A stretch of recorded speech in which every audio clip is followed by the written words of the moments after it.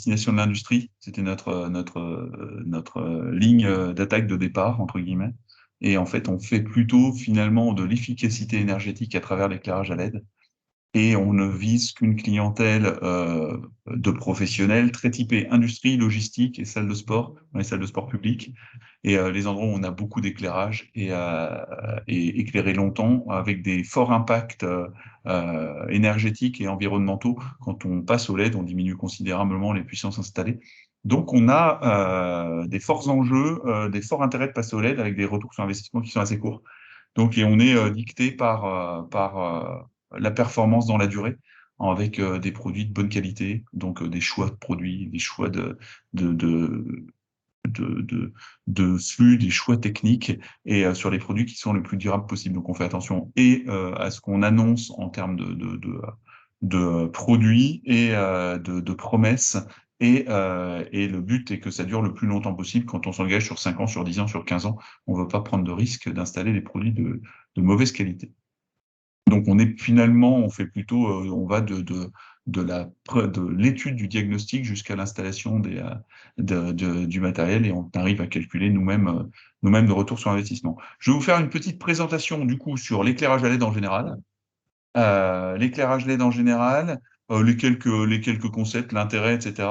Dans un deuxième temps, je vais revenir sur un peu les produits, vous montrer les produits qu'on rencontre, et trois sujets importants qui sont la provenance des produits, l'intérêt de la qualité produit, et puis l'intérêt ou non de la variation.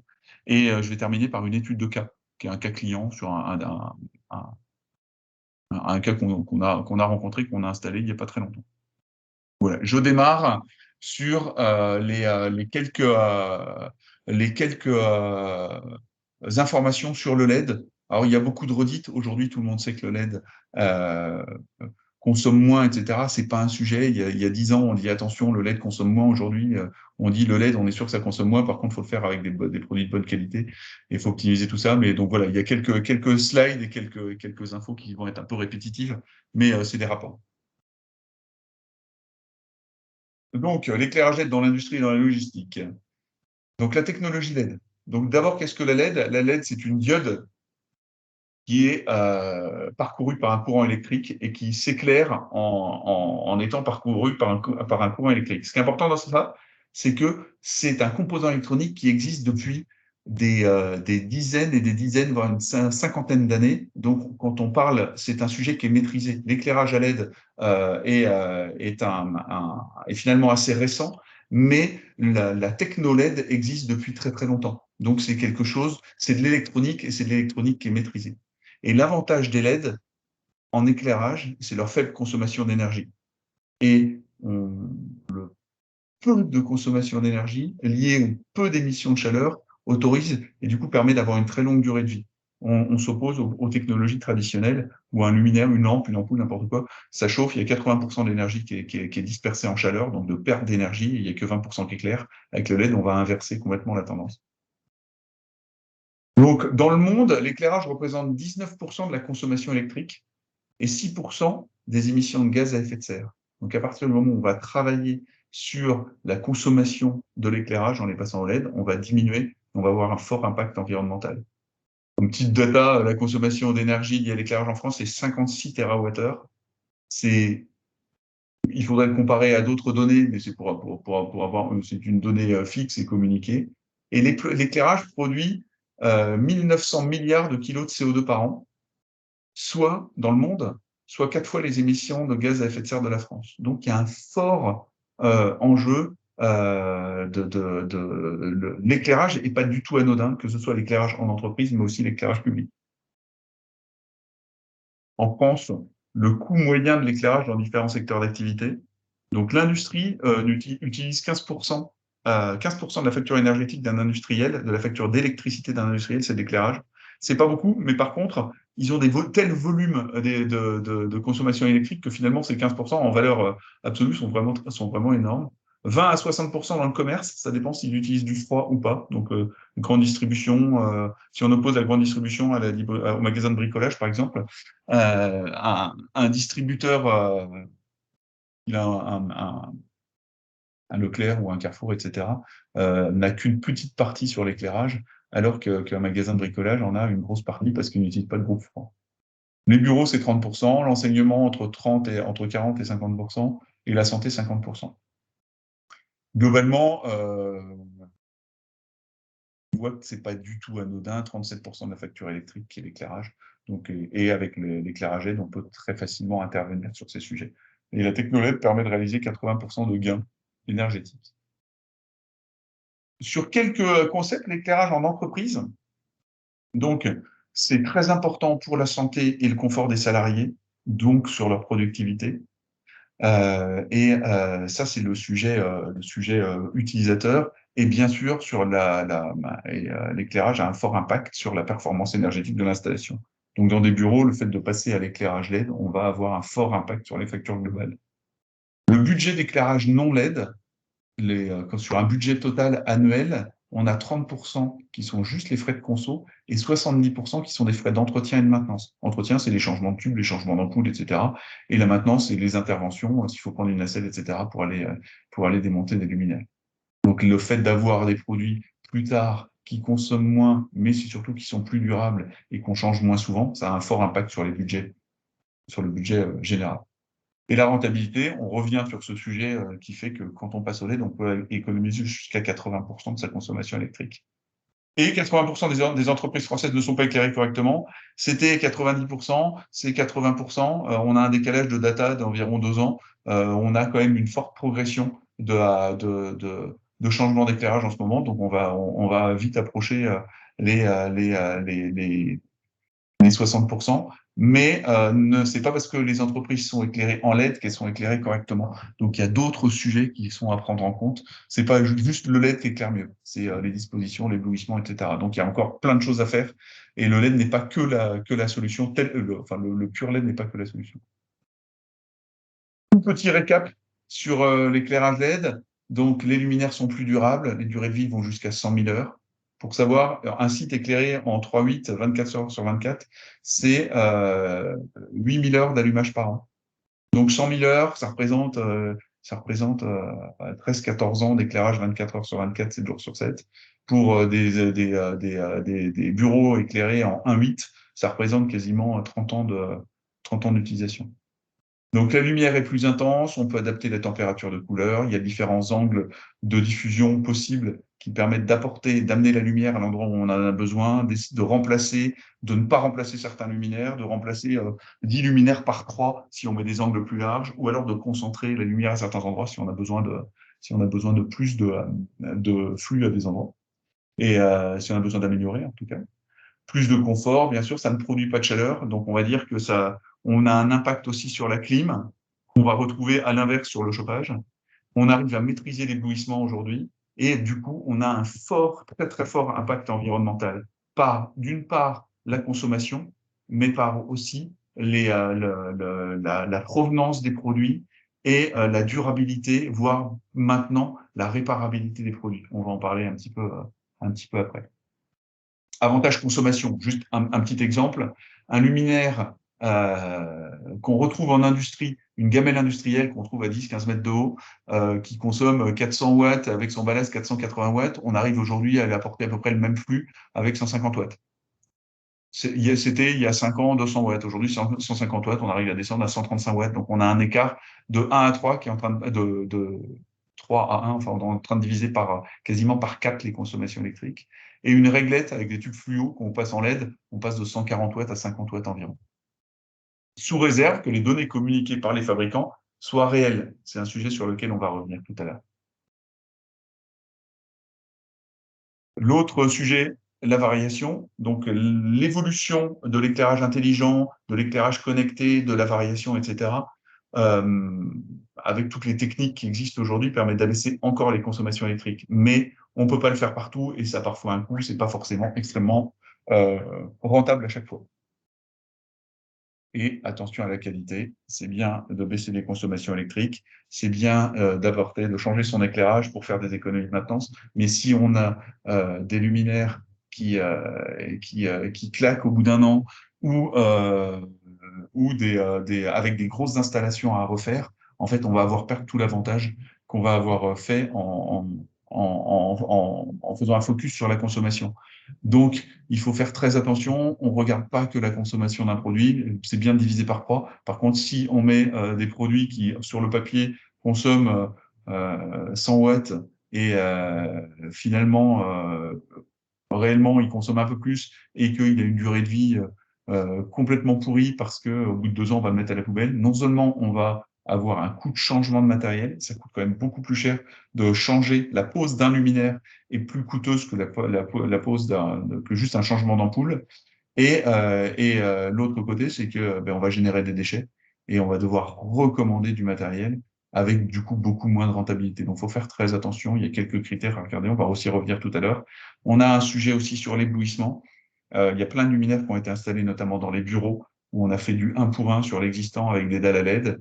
Et aujourd'hui, il y a des retours clients qui nous montrent que le confort n'est pas forcément au rendez-vous et que toutes les grilles qu'on pouvait avoir avant sur les luminaires ont été supprimées et on a un peu, voire beaucoup d'inconfort au travail. Et la conso réelle, c'est un autre sujet, c'est que il faut absolument vérifier les données constructeurs, et on va revenir tout à l'heure dessus. Donc, je cherchais un peu à dépeindre, à aborder, à survoler les sujets dans lesquels on va rentrer un peu dans le détail de ça. Donc, l'éclairage LED dans l'industrie. Donc, l'éclairage est un outil de production, donc on est obligé de s'attarder vraiment sur le sujet parce qu'on ne peut pas faire n'importe quoi. Si on n'a pas de lumière ou si on est mal éclairé, on perd beaucoup en productivité, voire on est obligé, dans le code du travail, d'arrêter d'utiliser certaines zones qui sont plus du tout éclairées. Et certains sujets provoquent aussi des accidents du travail. Donc, parfois, on est contacté juste pour pouvoir mettre de l'éclairage à des endroits parce que ça devient dangereux de travailler euh, à des endroits mal éclairés. Donc, fort enjeu, outil de production. Si on considère l'éclairage comme un outil de production, c'est presque un axe prioritaire de changement ou d'amélioration dans l'entreprise. Pardon. Alors, exemple de produit. Je vous montre en gros les produits, tout le monde connaît, mais c'est un tout petit récap. Donc, les ampoules, tout le monde connaît les ampoules de 50 watts qu'on retrouve dans les plafonds, qu'on remplace par des ampoules à LED ou des petits spots tout intégrés. On trouve ça dans les commerces, les hôtels, les restaurants, les bureaux, les toilettes, les sanitaires, etc. On va gagner en consommation entre 75 et 85 %. Comme c'est des petits produits, en fait, ils n'ont pas été remplacés dans le temps par des solutions moins énergivores. Donc là, on a un très fort impact à changer ces produits-là. On va trouver ça dans les hôtels, etc. Les downlights, c'est ce qu'on va trouver dans les magasins. Et dans les magasins, dans les bureaux, dans les voies de dégagement, les couloirs, etc. Vous avez des produits ronds avec 2 grosses ampoules. C'est du fluo compact. Ça consommait déjà moins que les technos traditionnels. C'est remplacé par ce qu'on appelle des downlights. Pareil, il y a toutes sortes de qualités, d'éblouissement, etc. Et là, on va diminuer, allez, on va dire, on va diviser par 3 en moyenne la consommation. Pardon. Ce qu'on voit partout dans les bureaux, si vous relevez la tête, etc., vous avez soit le luminaire avec une grille de défilement, soit des LED comme ça. Pareil, on divise on va dire, normalement par 3, mais un peu plus de 2 la consommation électrique, surtout aujourd'hui. Mais sur ces luminaires, on avait des grilles anti-éblouissement qui faisaient que quand on regardait les plafonds, en fait, on ne voyait pas les sources lumineuses. Quand on met des produits, des dalles à LED comme ça, on a l'œil qui est attiré, en fait. Donc, il faut faire très attention pour ne pas générer de l'inconfort.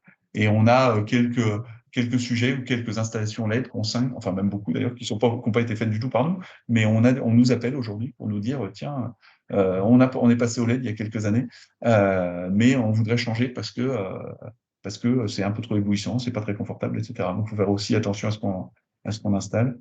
En industrie, on trouve 2 choses. On trouve des réglettes avec des tubes fluo, qu'on peut remplacer soit par des tubes fluo, soit par des réglettes LED ou des tubulaires, et des gamelles industrielles, ce qu'on retrouve beaucoup, on le verra dans l'étude de cas tout à l'heure. C'est les gamelles industrielles avec des ampoules de 400 watts qu'on remplace par des luminaires qui sont beaucoup plus compacts, équipés d'un refroidisseur et d'une lentille, qui permettent de là diviser par 3 jusqu'à 4 la consommation, et on peut équiper ces luminaires de détecteurs. On peut faire plein de choses sur ces produits. Donc voilà le petit tour produit. Hop, pardon, je pars en arrière de là. Mhm. OK. Focus sur 3 sujets. J'arrête d'utiliser ma souris. Focus sur 3 sujets. Le premier point,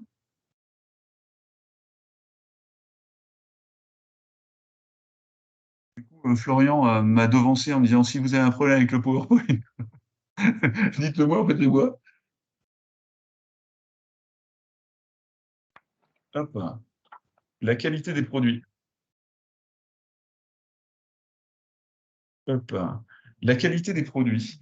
Euh, donc, je vais faire un focus sur 3 sujets. Un, la qualité des produits. 2, leur provenance. Et 3, la variation. La qualité des produits, je l'ai survolé dans les présentations précédentes. En fait, qu'est-ce qu'un luminaire LED? Un luminaire LED, c'est composé d'une carte de LED, donc c'est une carte électronique avec des composants qui sont soudés dessus, qui sont fixés sur un dissipateur thermique. Donc, on a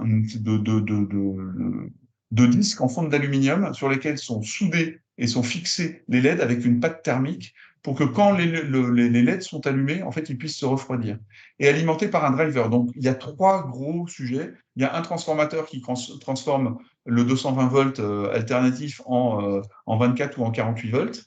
Un disque de LED avec ou une carte électronique avec des LED dessus, et puis entre les deux, un refroidisseur.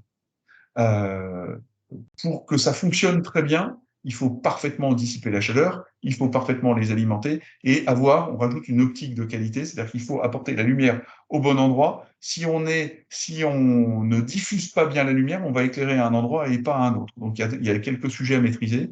Ce qu'il faut savoir, c'est que moins le LED va chauffer, plus il va durer longtemps.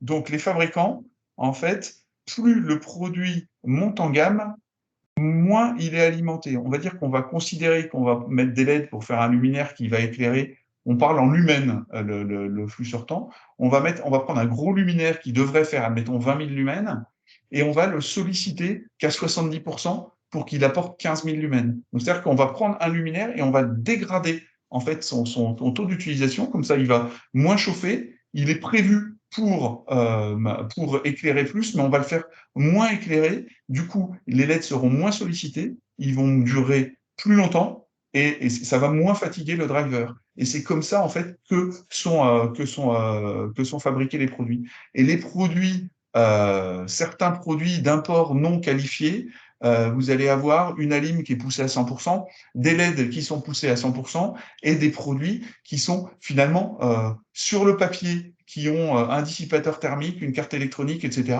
mais qui sont conçus vraiment où on tire au maximum sur leur performance pour qu'ils apportent à un moment donné un certain flux lumineux avec une certaine conso, mais avec peu finalement de maîtrise de la qualité dans le temps. Donc on a les parades, en fait, on analyse les produits qu'on reçoit quand on teste des produits de nos fournisseurs, etc. On les démonte, on regarde comment ils sont construits, comment ils sont alimentés, la qualité des drivers, les marques, la qualité de la dissipation thermique. Est-ce qu'il y a une bonne pâte thermique entre les LED et le dissipateur? Est-ce que la lentille est bien conçue? Est-ce que la construction et les specs techniques en fait annoncés correspondent aux vrais specs techniques mesurés?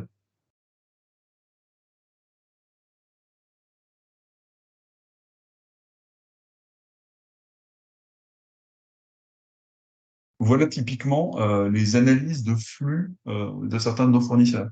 Ils font des schémas pour regarder avec des couleurs comment se diffuse la température d'un luminaire. Aujourd'hui, enfin il y a 10 ans, les premiers fabricants de LED, ils avaient mis au-dessus des luminaires un refroidisseur, comme un espèce de gros radiateur qui était posé au-dessus du luminaire, qui servait à dissiper la chaleur.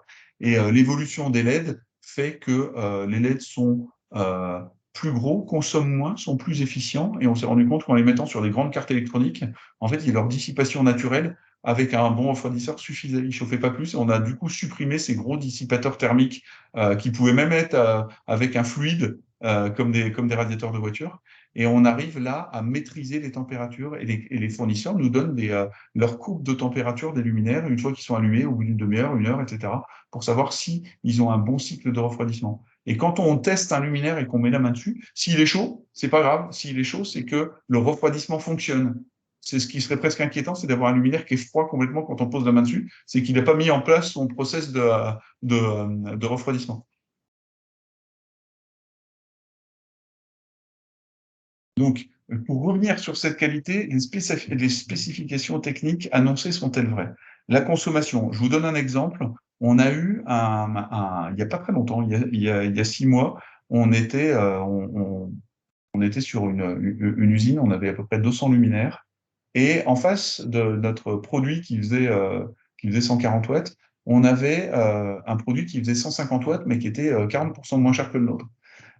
Et il apportait sur le papier autant de lumière, avec le même angle. Et on avait quand même un vrai doute, et on est allé chez le client, et on a mesuré avec nos outils la vraie puissance consommée du matériel et le flux sortant. On a mis les deux luminaires dans une pièce noire, on les a allumés les uns après les autres, on a mesuré la lumière sur le mur, vu qu'on avait le même angle, et le luminaire, il éclairait 25% de moins que ce qu'il annonçait, et il consommait pas 150 watts, il consommait 180 watts. Donc c'était un pur exemple, mais du coup qui a été extrêmement concret. Donc, il faut savoir que les produits d'import asiatique non qualifiés, je vais revenir là-dessus tout à l'heure, certains produits qu'on trouve sur des sites internet lambda, etc., qui arrivent directement d'Asie, euh, sont leur fiche technique, en fait, c'est une somme de données. Ils vont dire que s'ils ils mettent euh, 100 LED qui consomment 1 watt, le produit il va faire 100 watts. Et puis, ils vont rajouter un driver dessus. Et ils vont dire que sur la fiche technique, le LED qu'ils achètent, ils font 120 lumens par watt. Donc, ils vont faire 120 fois le nombre de watts. Donc, leur luminaire, il va faire 12 000 lumens. Et ils vont dire, ben voilà, on va vous faire fournir un produit, il fait 100 watts, il fait 12 000 lumens. En fait, ce qui n'est pas mesuré, c'est que derrière, ils ont mis une sorte d'optique pour diffuser la lumière. Et suivant les qualités d'optique, on peut perdre entre 8 et 25% de flux d'éclairage.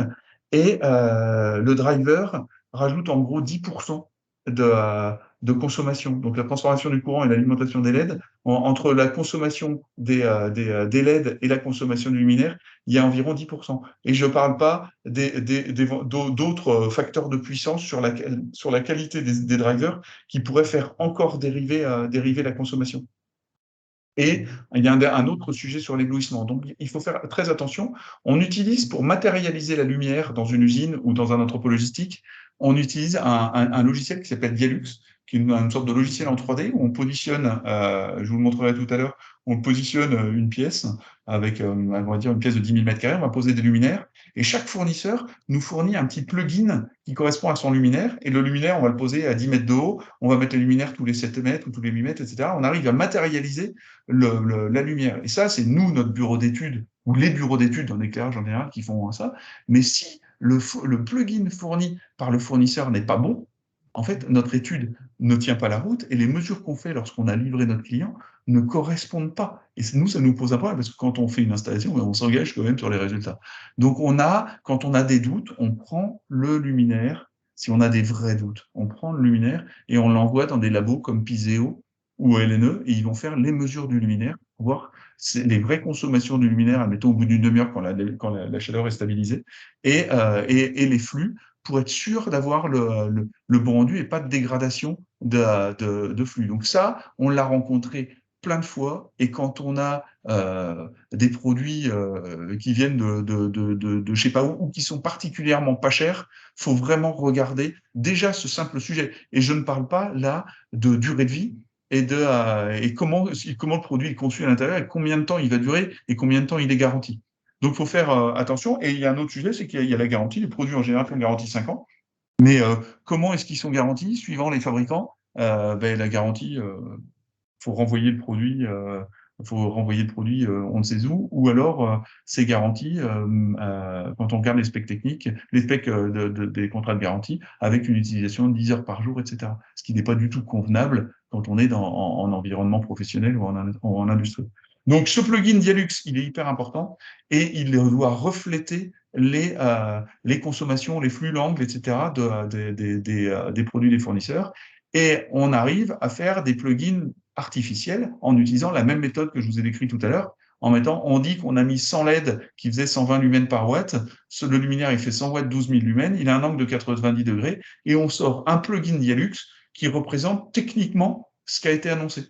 Mais ce n'est pas du tout ce qu'on retrouve dans la réalité. C'est pour ça qu'il faut faire très, très attention aux produits qu'on met en place. Après, s'il pourrait éclairer un hangar dans lequel il y a 3 luminaires, c'est pas un sujet. Et puis, bien sûr, les produits sont-ils bien construits et conçus pour durer. Refroidissement, d'ombre de LED, de la dimension des drivers, on revient sur le sujet dont on parlait avant. C'est hyper important de maîtriser la qualité. Du coup, on arrive à un sujet qui est la réparabilité, sujet de plus en plus en vogue dans ces sujets d'économie circulaire. Les produits sont-ils réparables? À partir du moment où on a un driver, des LED et un refroidisseur, quand un fournisseur aujourd'hui, même des gros, nous disent quand ton luminaire marche plus, faut le mettre en recyclage alors, il y a toute une filière de recyclage qui s'appelle Recilum, donc ils vont recycler l'électronique d'un côté, le métal de l'autre, etc. C'est pas forcément une solution et on essaie aujourd'hui de chercher des produits sur lesquels on peut nous-mêmes, en France, changer les alimes, changer les LED, intervenir sur le luminaire sans le changer. Parce que faire venir des luminaires, aujourd'hui, il y a quand même on a des problématiques d'appro de composants et des problématiques de transport. Quand il s'agit de faire venir un luminaire en SAD alors qu'on pourrait en changer juste un petit bout, ça commence à poser des problèmes, d'autant que les produits de masse, même des grandes marques, même les gamelles industrielles dont je vous parlais tout à l'heure, sur les très grosses marques connues, en fait, ils sont fabriqués, c'est des produits qui ne sont pas forcément de mauvaise qualité, au contraire, mais ils sont fabriqués en masse sur des cahiers des charges assez précis, et ils arrivent d'Asie, et le driver, c'est des composants électroniques qui sont coulés dans de la résine, donc on ne peut pas intervenir dessus. Le luminaire, il est quasiment pas démontable, il n'a pas de vis, donc c'est du jetable. Et on arrive dans cette autre dimension RSE, on arrive à se dire, mais c'est complètement débile enfin débile, c'est pas débile, mais c'est lunaire de se dire, on va regarder la consommation d'un produit à un moment donné, mais on va pas s'intéresser au cycle de vie du produit. Donc ce sujet est important et on y répond après sur la provenance des produits. Donc aujourd'hui, on va dire que 90% des produits qui sont installés en France viennent d'Asie. Je vais vous faire ma petite description. Quand on prend une réglette LED qui remplace deux tubes fluo, c'est un produit qui coûte en gros, on va dire, en gros 50 euros. Ce produit, il arrive en pièces détachées dans une usine chinoise. Il coûte 50 euros en France. Il mesure 1,50 m et son carton, il fait 10 cm par 10 cm par 1,55 m de long. Et ça pèse 2 kg. Et ça veut dire qu'on fait une palette pour on va dire une cinquantaine de luminaires. Ces composants électroniques, ils arrivent en camion dans une usine chinoise, ou asiatique en tout cas. Quand les modules sont assemblés et que le produit sort de l'usine, il est emmené dans un entrepôt. Et s'il est à destination de l'Europe, il va, après prendre la répartition, il va arriver dans un centre de stockage dans un port, puis il va être mis dans un container, il va prendre le bateau pendant 3 semaines, 4 semaines, 5 semaines, 6 semaines, maintenant peut-être 12 semaines en ce moment. Il va arriver au Havre. Si le Havre est en grève, il va arriver à Anvers. Il va être déchargé, il va être dans un entrepôt de transit, il va arriver dans un entrepôt chez un de nos fournisseurs, il va arriver chez nous, et après, il va arriver chez le client. Le luminaire, il va avoir pris 5, 6, 7, 8 fois le transport sur un luminaire qui coûte 5 balles, qui coûte 50 euros. On a du coup un coût de transport le fait de faire venir un luminaire d'Asie, qui est un luminaire qui n'a pas énormément de valeur ajoutée, ça devient assez lunaire d'avoir un tel impact de transport sur des produits qui sont légers mais extrêmement volumineux. Et c'est vraiment, et du coup, l'empreinte carbone, on n'en parle même pas. À partir du moment où on fait prendre du camion, du train, etc., à ces produits, on a des forts sujets. Alors, ce qui n'est pas vrai pour les composants électroniques, et c'est pas vrai pour des luminaires qui seraient beaucoup plus petits, etc. Mais aujourd'hui, on cherche, tout le monde cherche des produits qui viennent d'Europe. Et en Europe, il y a différents types de fournisseurs. Il y a des fournisseurs européens qui achètent des composants, qui achètent des modules et qui assemblent leurs produits, mais de plus en plus de fournisseurs européens, de fabricants européens, sont capables de dire et de donner leur pourcentage de produits qu'ils ont intégralement fabriqués en Europe. Donc, on a sur des luminaires, si on revient sur cette réglette en plastique ou en ABS dont on parlait tout à l'heure, on a des fabricants de réglettes et de coques qui sont en Hongrie ou d'autres fournisseurs qui les font venir de Chine. Donc, on a des produits qui sont plus ou moins européens dans leur globalité. Toujours est-il que on a un fournisseur ou un fabricant européen, il a 3 semaines de fabrication, 1 semaine de transport. Le luminaire, il est fabriqué chez lui, il prend un transport, il arrive directement chez notre client. Donc cet impact environnemental, transport et cet impact carbone, il n'est pas que sur la conso, il est aussi vraiment sur la conception et sur l'approche et la livraison, la distribution de ces produits. On a bien sûr des délais, on a des discussions qui sont nettement plus franches et on peut faire aussi du sur-mesure. Et on a du coup beaucoup plus de discussions sur la réparabilité du matériel, parce qu'à partir du moment où les produits ne sont pas fabriqués par millions, mais par des quantités de centaines, on peut parler de spec technique ou de différence entre les différents lots de production et de dire bah, plutôt que de renvoyer des luminaires complets, renvoyons que des drivers, que des cartes électroniques, etc., pour créer cette réparabilité. Et on essaye de faire comme ce qu'on voit chez Darty ou autres distributeurs de produits plus ou moins grand public en électronique, c'est de se faire une espèce de notation d'indice de réparabilité des produits, en se disant ce produit, il est réparable, et ça veut dire que l'ultime étape après, il va être reconditionnable. C'est-à-dire qu'on va vendre des produits un jour qui seront réparés, des produits qui seront remis à neuf, et on va créer une vraie économie, on va pouvoir créer une vraie économie circulaire sur ces produits en se disant, voilà, on va refaire des produits durables et on va dire que la même coque de produit, elle peut avoir plusieurs vies. Voilà un peu l'évolution, c'est les prémices, mais en tout cas, l'Europe est un vrai sujet. Par contre, je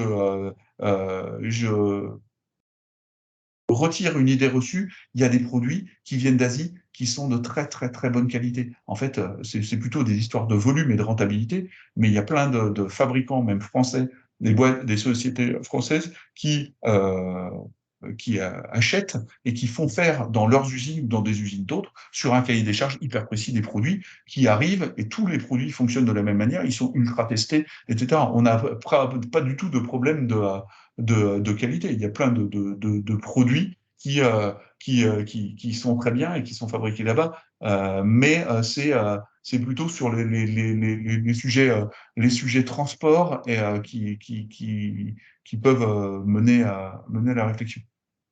Transport et SAV. D'où. Le troisième sujet dont je voulais parler, c'est la détection. La variation la détection ou la variation. La variation, ça veut dire ne pas éclairer tout le temps euh, un bâtiment au moment où on n'en a pas besoin ou au moment où éventuellement il y a des apports de lumière extérieure pour pouvoir l'éteindre. Donc on a une détection simple qui permet juste d'allumer et d'éteindre la lumière. On l'éteint de manière automatique quand on n'en a pas besoin et soit en fonction de la présence ou de la luminosité. On peut la mettre sur l'installation, donc on fait des modifications électriques et, avec quelques détecteurs et on a des zones qui peuvent se couper. Et on peut maintenant l'intégrer sur chaque luminaire, c'est-à-dire qu'on ne touche pas à l'installation, on va ne travailler que sur le luminaire. Au moment où on change pour passer au LED, on lui rajoute un détecteur dessus et on rend un bâtiment variable ou en tout cas avec de la détection. Ça, c'est le premier sujet, assez simple. La deuxième sujet, c'est la variation de la lumière en fonction de la présence et de la luminosité. C'est-à-dire, c'est pas on-off, c'est-à-dire que quand on va dire à certains moments, on a besoin d'une quantité de lumière, et quand en pleine journée, il y a beaucoup de lumière à l'extérieur, on va régler le luminaire pour qu'il éclaire moins, pour avoir tout le temps la même quantité de lumière. On peut le mettre sur l'installation, ça nécessite un recablage et ça nécessite surtout que tous les luminaires soient variables. Ou on peut aussi l'intégrer à chaque luminaire, et dans ces cas-là, il n'y a pas de modification d'installation. Je vais revenir dessus sur les contraintes tout à l'heure. Et sinon, la troisième solution, c'est la solution, la Rolls, qui est le pilotage et la variation de la lumière. C'est-à-dire qu'on a la possibilité de faire varier tous les luminaires. On les relie à une console et on fait des scénarios. On peut apporter autant de lumière à certains endroits que l'on veut. Il y a plein de réglages possibles, etc. On peut le faire sur l'installation et on peut le faire aussi sans toucher à l'installation sur des luminaires variables qui sont connectés eux-mêmes sans fil. Donc il y a beaucoup, beaucoup, beaucoup plus de technologie dans le luminaire et du coup, et le coût augmente beaucoup.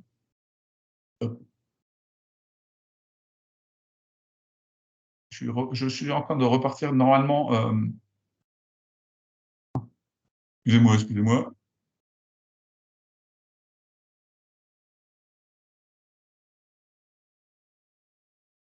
Ce qu'il faut retenir sur la variation, je le détaille. La variation n'intervient que sur la consommation en LED. Ce qu'il faut savoir, c'est que comme on divise par 3 en moyenne la consommation électrique en passant en LED, la variation n'intervient que sur les 30 ou 33% restants. C'est-à-dire qu'on va faire un investissement avec un certain retour sur investissement pour diviser par 3 sa consommation. Donc, si on paye 10 000 euros, on va payer plus que 3 000 euros si la variation, elle va faire bouger que cette partie restante. Donc, il faut se poser la question de si on doit faire un focus sur la variation ou sur le passage au LED. Donc, le coût du passage au LED s'amortit très vite, mais le surplus de la variation est parfois contestable en termes d'amortissement. Si on double le coût d'une installation pour le faire varier, on aura un retour sur investissement qui sera beaucoup, beaucoup plus long. Mais on a certains sujets. J'ai repris le même slide avec les limites. Si je reprends la détection on-off de présence et de luminosité, la limite sur l'installation, c'est qu'il faut recabler toute l'installation. Nous, travaillant sur les luminaires et sur l'éclairage, on essaie de ne pas toucher à l'installation, que la valeur ajoutée qu'on apporte reste sur le produit et pas sur l'installation. Les coûts d'intervention et de recablage électrique sont extrêmement importants quand on doit faire des modifications. Je ne parle pas de neuf. De façon générale, dans toute la présentation dont on parle de la transformation d'un site qui n'est pas en LED et du passage en LED avec ou pas de variation. Si on installe de la détection sur le luminaire, là, du coup, c'est tout simple. Il y a un surcoût sur le luminaire, mais le luminaire est capable de détecter une présence et on ne touche pas à l'installation, on fait juste du 1 pour 1 sur le luminaire. Il y a une limite, c'est que la détection de luminosité, ça existe, mais c'est compliqué à régler. S'il fait trop jour, sur la partie on-off, le seuil d'extinction, il est pas le même pour tout le monde. Et tous les luminaires, s'ils sont indépendants, on peut vite arriver à des fluctuations d'allumage des luminaires qui sont pas très confortables. Donc, on raisonne plutôt le on-off, c'est surtout de la présence. Après, la variation de la lumière en fonction de la présence et de la luminosité. Sur l'installation, il faut recabler, quand on est sur l'installation, il faut recabler toute l'installation et mettre des luminaires variables. Ça veut dire coût des luminaires, la variation, ça coûte plus cher que des luminaires pas variables, et le recablable, c'est toujours le même coût qu'avant, ou intégré sur chaque luminaire. Donc la vraie variation nécessite pas de modification de l'installation, mais c'est le point d'avant, quoi. Il y a quand même beaucoup de réglages. Il faut vraiment affiner, il faut vraiment regarder la pertinence de la variation, de la luminosité sur chaque luminaire. Et on répond à cette question-là en connectant tous les luminaires entre eux. C'est-à-dire qu'on va dire une allée, dans le pilotage et la variation de la lumière, sur une allée, on va relier tous les luminaires entre eux pour qu'ils varient tous de la même manière, pour pas faire un éventuel effet de clignotement. Donc, pareil, pilotage et variation de la lumière, on recapte toute l'installation et on installe du DALI, du DMX, machin, toutes sortes de trucs avec une console qui permet de faire varier. Et quand on installe sur des luminaires variés, on ne touche pas à l'installation, on met des luminaires qui sont équipés de variateurs, des luminaires variables qui sont équipés de radios et de modules de variation. Donc on rajoute une couche de techno supplémentaire. Et par contre, on a une tablette pour paramétrer tout ça, pour le régler, etc. La priorité, il faut vraiment se poser la question de l'intérêt euh, de faire une solution extrêmement complète parce que il faut presque avoir une personne dédiée à ça, qui va gérer les scénarios et qui va surtout euh, se souvenir comment ça, du mode de fonctionnement à chaque fois qu'on veut l'utiliser.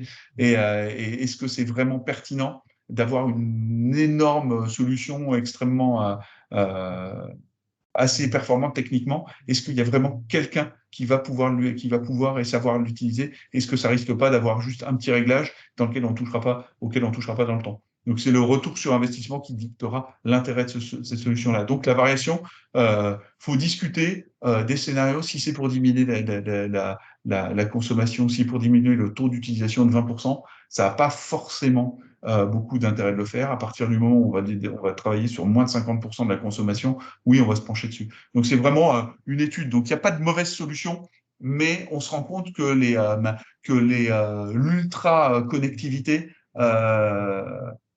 est pas forcément, est beau sur le papier parce que vous arrivez à diviser par 10, 15, 20, suivant la qualité du commercial que vous avez en face de vous, la puissance installée, mais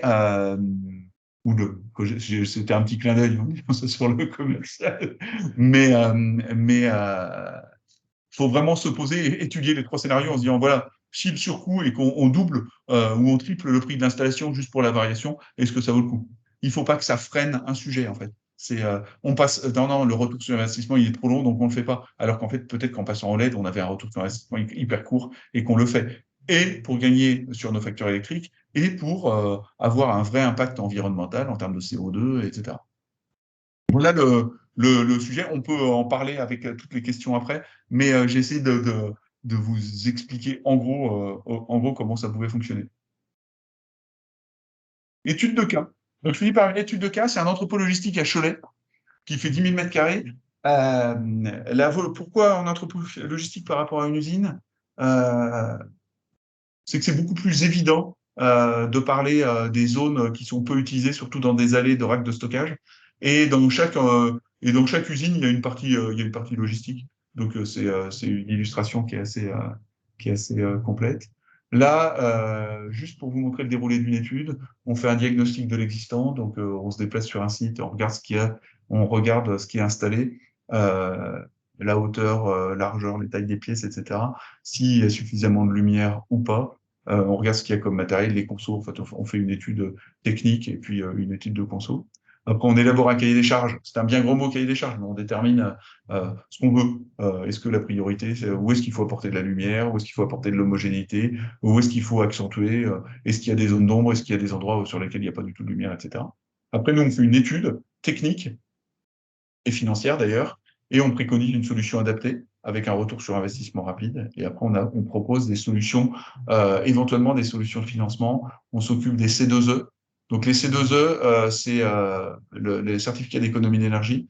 Ça permet lorsqu'on met en place une solution LED, de récupérer quelques financements. En gros, c'est les gros consommateurs d'énergie qui payent et par un certain mécanisme, qui subventionne les efforts en efficacité énergétique des autres. L'éclairage LED est un parent pauvre des C2E, mais ça représente quand même 10 à 15%, voire beaucoup plus en extérieur, 10 à 15% du budget éclairage. Donc, c'est pas du tout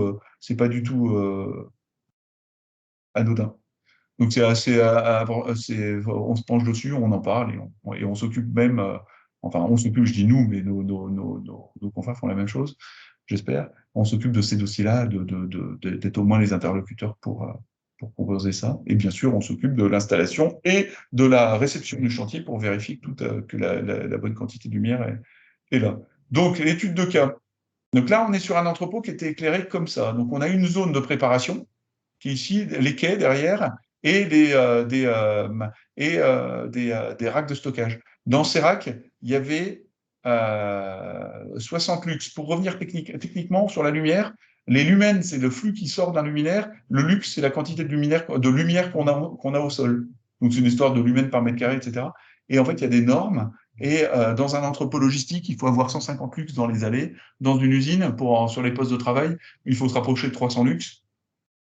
Et en préparation, on peut être entre 250 et 300. Et puis, il y a différents cas d'usage dans lesquels il faut avoir plus de lumière. Donc là, on avait 60 lux en moyenne. Réellement, on avait quelque chose qui n'était pas assez éclairé.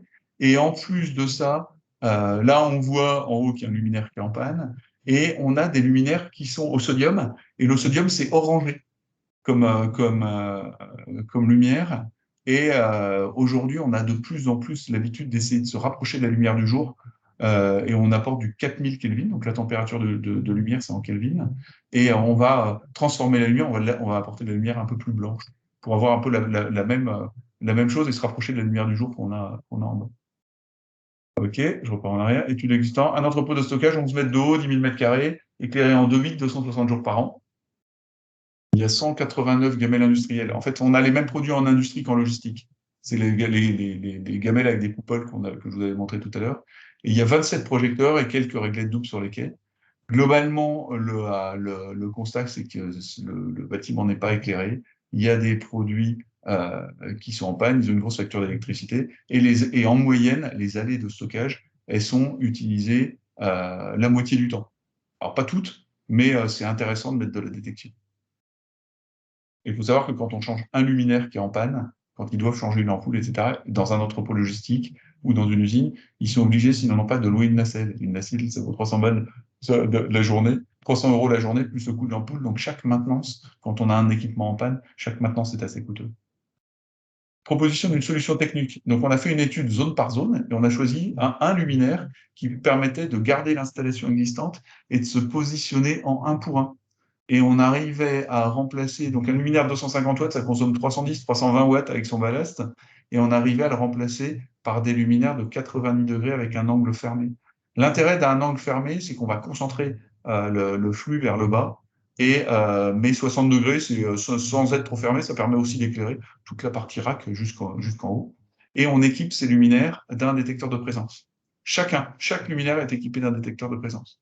Du coup, on va installer 189 luminaires avec détecteurs et 27 projecteurs. C'est un Dialux en 3D. Alors, juste pour vous expliquer, là, c'est des racks. Donc, on a une quinzaine de racks et on va chercher la lumière dans les allées, entre les racks. Et on a notre échelle de luxe. Donc là, on cherche à avoir 150 lux en moyenne. Donc, on va faire des calculs de zone de lumière.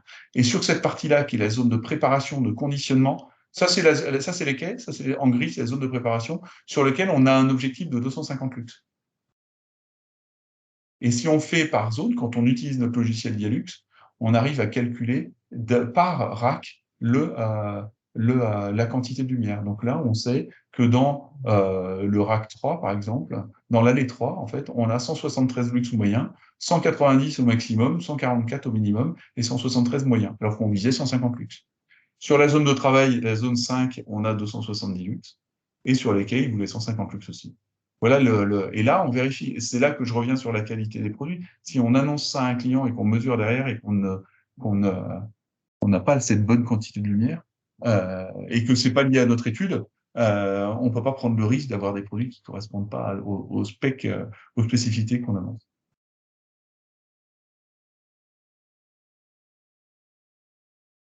Bilan du passage au LED. Donc, on a baissé la puissance installée de 69%. On a baissé la consommation énergétique de 80%. On a baissé la puissance de 69%, mais comme à l'usage, la différence entre les kilowattheures, c'est la puissance installée multipliée par les heures, les heures d'utilisation. Comme on a baissé le taux d'utilisation en mettant des détecteurs, on va baisser de 80% la puissance installée. On va générer une économie électrique la première année de 26 000 euros. On va avoir un retour sur investissement de 2 ans et 1 mois. Et on va générer sur 5 ans 84 000 euros d'économie nette, c'est-à-dire en intégrant l'achat, bien sûr, et sur 10 ans de 265 000 euros. Bien sûr, ces datas tiennent compte du nombre d'heures d'utilisation, du coût de maintenance et du coût de l'électricité. C'est, hop, retour sur investissement de 25 mois. On a une courbe qui nous donne le coût actuel. Donc, l'énergie continue à augmenter tous les ans, le coût du kilowattheure. Aujourd'hui, si on ne fait rien, en fait, on va avoir nos coûts énergétiques, là on est en cumul, en fait, qui vont augmenter comme ça. On va arriver à 400 000 euros de facture pour l'éclairage au bout de 10 ans. Si on passe en LED, on va avoir un surcoût la première année. À la fin de la deuxième année, on croise notre retour sur investissement et on projette à 10 ans un coût total d'environ 180 000 euros. Tout ça, c'est l'économie qu'on génère grâce au passage au LED. Effectivement, pendant les 2 premières années, on a un petit surcoût. Hop. On a une alternative à l'achat qui est le financement. C'est une forme de leasing. On va se dire que les économies d'énergie, les 26 000 euros par an d'économie d'énergie, en fait, on va les utiliser pour payer un loyer. C'est-à-dire qu'on prend le montant de l'investissement qu'on divise par, admettons, 60 mois, et on va avoir un loyer qui va être inférieur à l'économie. Donc là, dans notre cas, rapporté en mensuel, on va faire 2 300 euros d'économie sur notre facture électrique et notre facture de maintenance, et on va tout installer et on va avoir un loyer de 1 100 euros. Donc dès le premier mois d'installation, on va avoir un gain de 1 200 euros. Si on reprend le petit graphe en dessous, euh, aujourd'hui, sur une année, on a 33 000 euros de coût d'électricité et 1 900 euros de coût de maintenance. En passant au LED, on va avoir plus que 6 500 euros de coût d'électricité. On a notre loyer à l'année qui est de 13 000 euros et on a un gain annuel de 15 000 euros dès la mise en place, en fait. Si j'arrive à passer au slide suivant, on l'a matérialisé comme ça, on va faire une économie sur 5 ans de 76 000 euros et l'autre sur 10 ans de 257 000 euros. Il y a 4 000 euros d'écart ou 5 ou 6 000 euros d'écart qui sont le coût du financement. On était à 265 000 euros tout à l'heure. C'est-à-dire que là, on a notre courbe avec le coût de l'énergie, le coût actuel, cette grande barre de gauche, c'est le coût actuel sur 10 ans, et le coût, et ça c'est la consommation en bleu clair, la consommation projetée en LED, et le coût de la location pendant les 5 premières années. Donc on a l'économie dès la première année, deuxième année, troisième année, quatrième année, cinquième année. Au bout de la cinquième année, on transfère la propriété du matériel et on génère en fait quasiment le double d'économie. Ça permet d'investir et ça permet de passer au LED sans investir un centime en fait. Et au début, il y a les entreprises préféraient avoir un retour sur investissement court. Aujourd'hui, comme on passe d'une économie de charge, un loyer, en fait, c'est une charge. Comme on va partir d'une charge, si on revient sur le slide d'avant, d'une charge de 2 500 euros par mois, on va économiser, on va diviser par 3 ces charges et ça va permettre de payer un loyer qui est une charge aussi. Donc, on va générer directement une économie. Donc, les deux valeurs, on est là aussi pour l'expliquer, mais c'est un sujet, quand on n'a pas les moyens, pas le budget pour pouvoir changer tout son éclairage, on peut le faire comme ça. Avant, après. Avant, c'est la photo que je vous ai montrée tout à l'heure. Après, en LED, ça donne ça. Donc, on a une lumière qui est un peu plus blanche et quand même beaucoup plus d'éclat. Dans les racks, là, c'est extrêmement flagrant, notamment sur la couleur. Florian m'a demandé tout à l'heure s'il y avait un filtre, mais il n'y a pas de filtre. Mais la photo était quand même assez avantageuse. Et là, je veux juste un petit peu de patience. Je vous montre une photo. On a une vidéo. Il y a un chariot élévateur qui est au fond de l'allée et qui se rapproche du milieu. Et en se rapprochant du milieu, il allume les luminaires. Donc là, il y en a un qui s'est allumé. Et là, c'est en situation filmé la semaine dernière chez le client.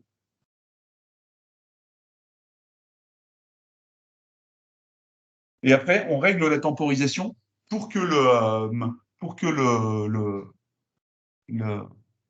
la zone reste pas allumée en fonction des flux, reste pas trop allumée, pas trop longtemps allumée. Et du coup, on peut laisser 30 secondes, 1 minute, 2 minutes, 10 minutes, une demi-heure, 1 heure pour que le luminaire se rééteigne.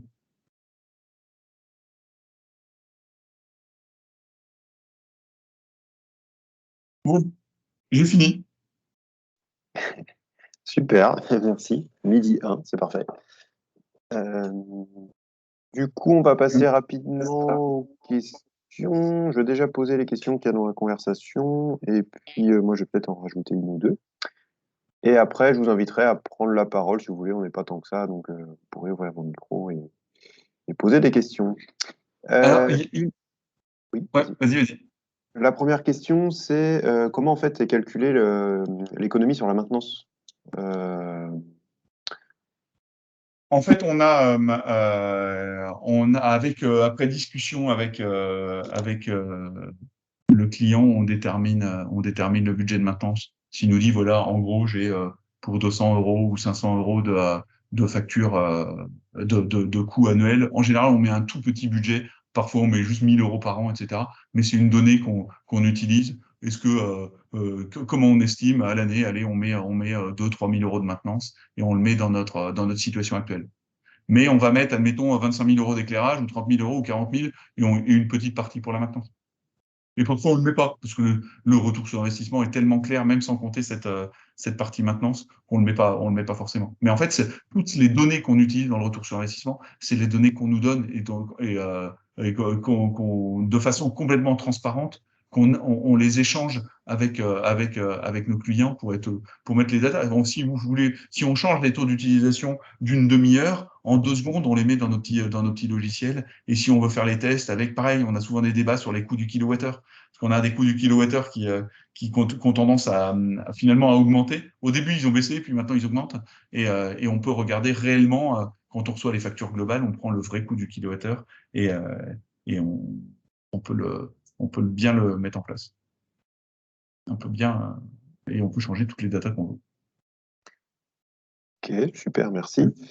On a une autre question. Est-ce que ça existe en fait la détection et le tempo sur l'éclairage public, sur les candélabres là? Oui, alors, oui, ça existe de différentes manières. Il existe des luminaires qui embarquent un détecteur qui est quasiment le même que ce qu'on utilise en industrie.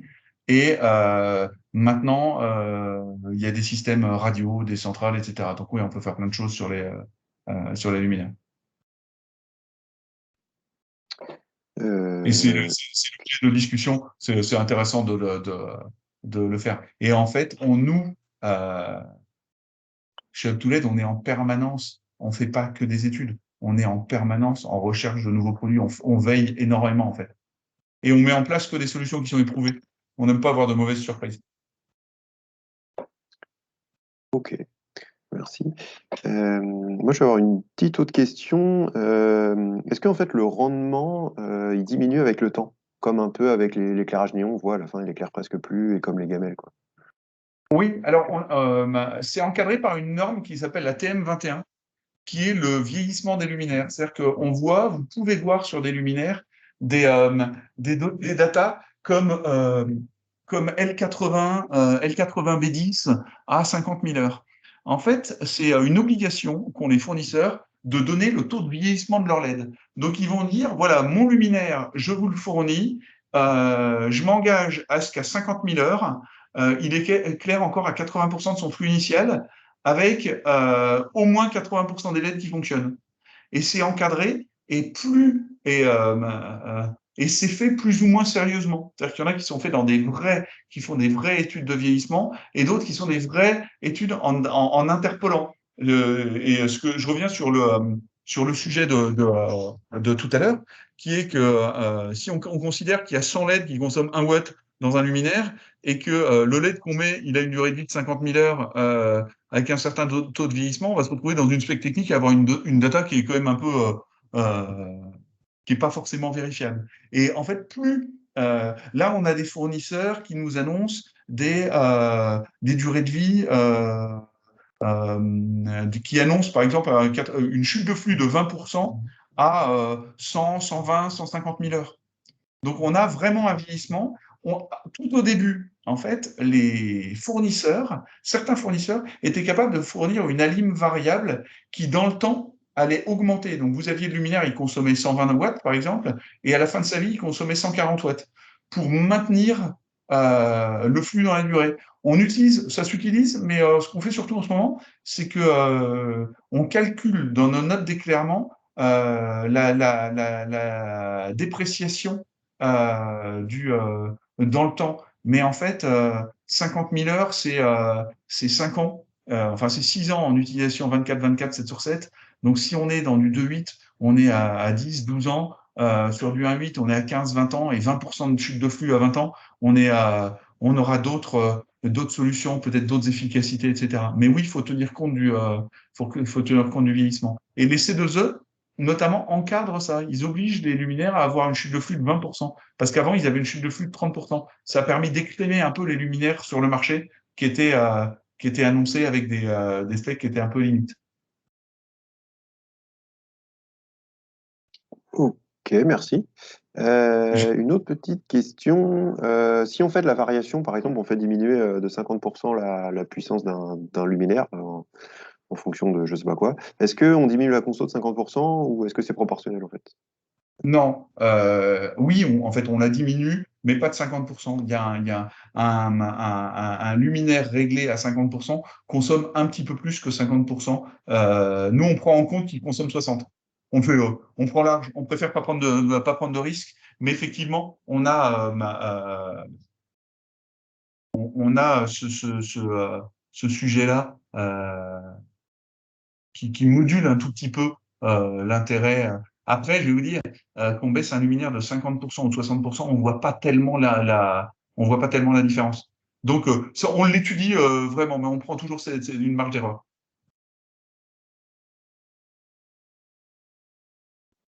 Ok, Je, je- merci. je suis en train de dire la Oui. question.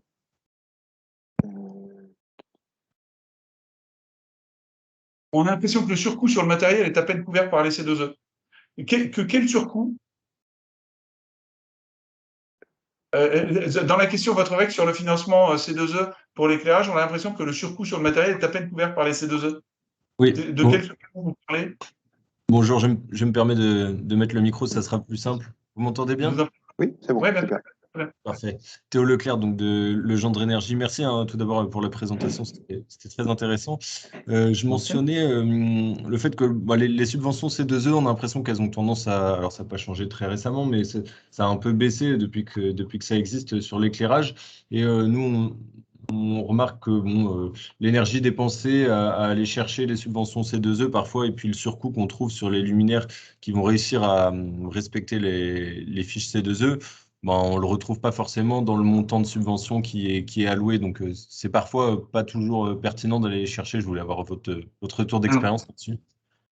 je suis d'accord. Moi, je fais des C2E par service et on l'intègre dans notre Presta. Effectivement, on fait beaucoup de paplard pour gagner 500 euros.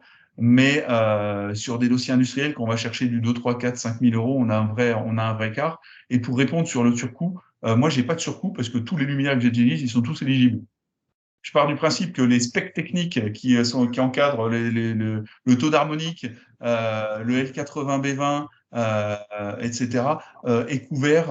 Enfin, c'est des specs techniques qui font que le luminaire est de bonne qualité. Un luminaire qui ne serait pas éligible C2E, pour moi, et n'est pas satisfaisant en termes de qualité pour mes clients. Petite modulation. Je parle de la fiche C2E industrielle, l'Inde BA116 ou de la RES EC104, qui est celle de l'éclairage extérieur.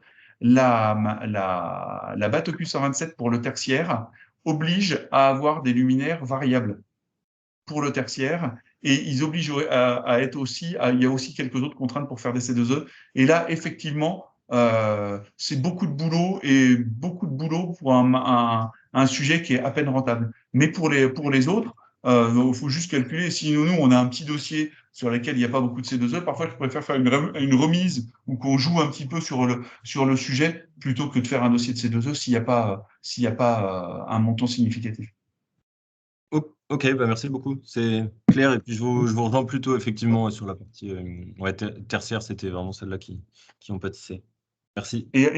Et en fait, pour compléter, en fait, il y a eu un tremplin ADEME depuis le début de l'année qui reprenait, qui subventionnait jusqu'à 50 € chaque luminaire équipé de variation.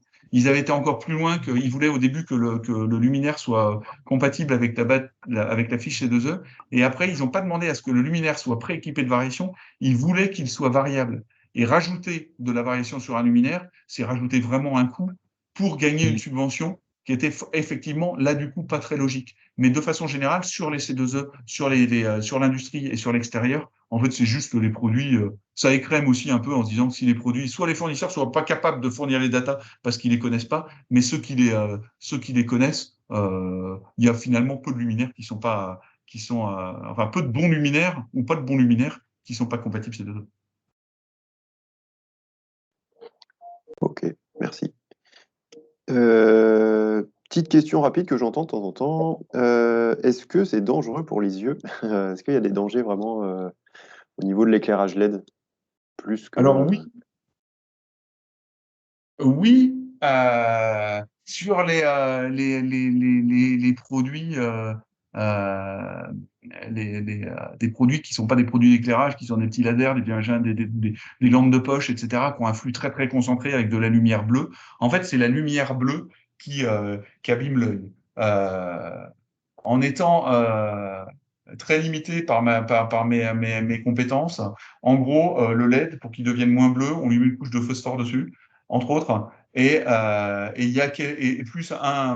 enfin il y a quelques traitements même électroniques qui font que le LED répond à un certain nombre et il y a il y a des groupes de risques qui encadrent les luminaires. Donc on a des luminaires de groupe 0 qui sont absolument pas mauvais pour l'œil et il y a des luminaires de groupe 1 qui ne sont pas mauvais pour l'œil non plus dans leur utilisation normale. C'est-à-dire que si vous prenez une gamelle industrielle qui vous l'avez pas à 50 cm de vous, elle a aucun impact.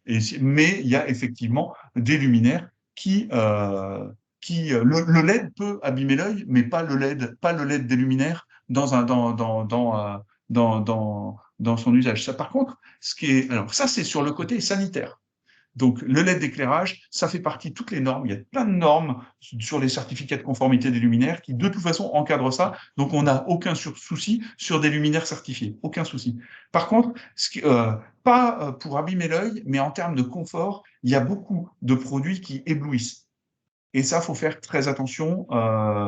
Je vous cite un exemple. Une grosse société d'assurance de Nantes m'a appelé l'année dernière parce qu'ils ont installé 1500 dalles à LED, pas par nous, mais par quelqu'un, c'était un appel d'offres, etc.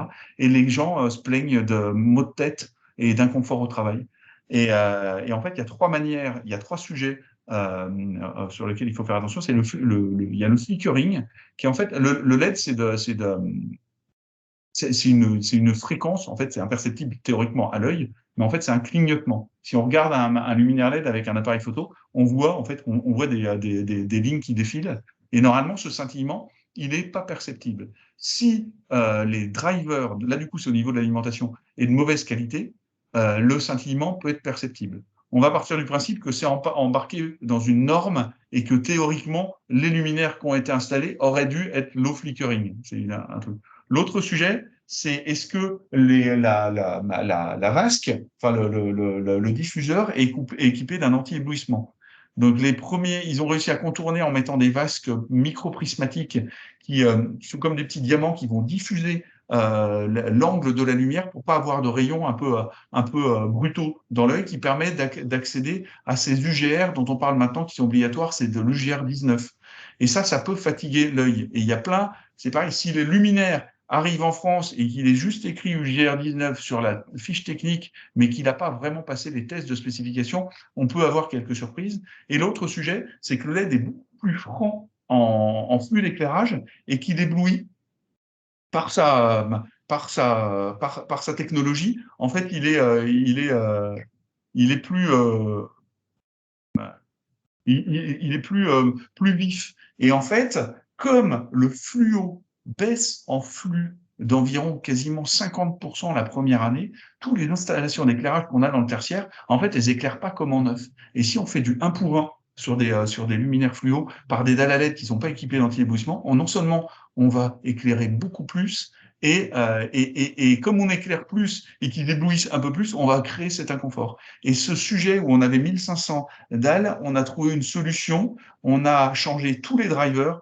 Un driver, c'est un truc comme ça qu'on met au-dessus du luminaire, et qui avait à l'intérieur un petit switch qui permettait de les régler en 20 watts, 25 watts, 30 watts, 35 watts, etc., pour pouvoir baisser le flux. Ça revient à la question d'avant, et on a vu que si on baissait la puissance de 40%, on baissait le flux de 30%, en gros. Et en fait, en baissant le flux, on a réglé cette gêne. Nous, quand on fait des études, on essaie même de diminuer le nombre de luminaires, et on est en train de revenir, notamment avec ces fabricants européens, avec des luminaires à grille de défilement, même à LED, avec des grilles en aluminium brillant qui vont casser les flux, etc. Et on est en train de revenir à ces sujets-là. Donc, il n'y a pas de risque pour l'œil, mais il y a un risque d'inconfort. Ok, super, merci. Et puis peut-être juste question rapide, et puis après je pense qu'on terminera. Est-ce que les durées de vie qui sont données, elles sont vraiment réelles quand il parle de 50 000 heures Alors oui, mais c'est la durée de vie des LED. C'est-à-dire qu'on sait que les LED, ils seront encore allumés. Ce qui risque de casser avant, c'est le driver. Donc, et attention, le LED, c'est 50 000 heures, ils sont estimés ou calculés à 25 degrés de température ambiante. Si on les met à 35, on perd 30%, enfin on perd 20% de durée de vie. Si on les met à 50, on va perdre 40% de durée de vie. Donc on a vraiment des sujets. Un luminaire qui est destiné à haute température, en fait, il a beaucoup plus de LED et il est sollicité qu'à 50% pour pouvoir durer beaucoup plus longtemps. On revient, c'est vraiment ces sujets. Et ça, il faut qu'on les gère. On gère au cas par cas tous les. En fait, de manière générale, ce qu'il faut retenir, c'est qu'il faut se faire quand même bien accompagner pour pas avoir de surprise. Après, il faut être sûr de pas se tromper sur les produits qu'on met en place. Faut vraiment faire attention. Et en général, des gros écarts de prix. Alors, des gros écarts de prix, il peut y avoir à nous, mais un écart de prix, il faut vraiment regarder pourquoi. En général, quand il y a quand il y a des vrais sujets financier, faut regarder si les solutions sont comparables. Ok, super, merci. Je pense qu'on va avoir à peu près terminé. Il n'y a plus de questions, non, je crois. Donc merci en tout cas pour cette présentation. Je pense qu'on a vraiment vu en long et en large le sujet, et même assez techniquement, donc ça c'était pas mal. Donc voilà, on va avoir terminé avec ça. Est-ce que tu peux mettre rapidement le dernier slide, que je rappelle un petit peu les prochaines animations, et puis après, ce sera bon, si tu repars dans le bon sens. Ouais. Hop, tu vois, j'ai fini même. Donc voilà, juste pour rappel sur les prochaines animations qui vont arriver, on va avoir un cycle WebTech sur la rénovation des bâtiments, un autre sur les GTC, donc les gestions centralisées de l'énergie, un sur la chaleur fatale en novembre, une webconférence sur la maintenance industrielle en novembre aussi, et après quelque chose d'un peu nouveau sur l'intelligence artificielle au service des économies d'énergie avec tous les nouveaux logiciels, etc. qui sortent. Donc voilà, vous pouvez hésiter à vous inscrire si vous voulez y participer. En tout cas, merci. On va pouvoir couper l'enregistrement. Merci à toi, Emmanuel, et merci à tous d'avoir participé. Merci à vous, et si vous avez besoin d'autres infos, on est bien sûr disponible. Super. Très Merci. bonne journée, Bonne et journée. merci Florian. Bon appétit. Au revoir. Au revoir.